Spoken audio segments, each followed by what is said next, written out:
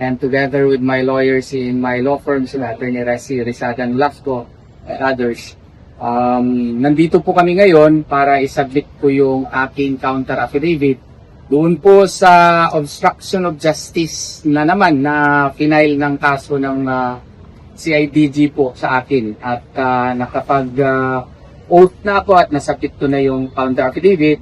Only that I have to furnish a copy of the same upon agreement to the CIDG office.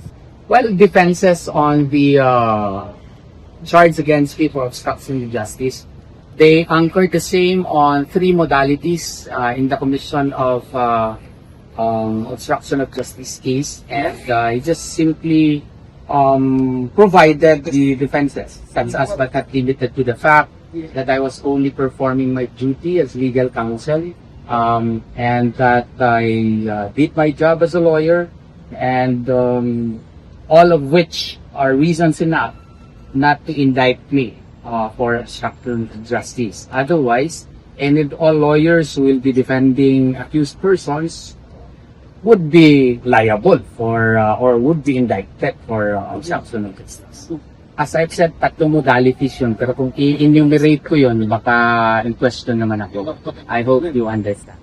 So, tatlong modalities yun, sabi nila, arising out of the same incident on August 24, 2024. I don't know nga, bakit ngayon lang ako finailan.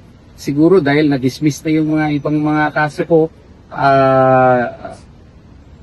ipinilit pa rin ito, no? During the time of General Torre, this is not one of the cases that he filed against me.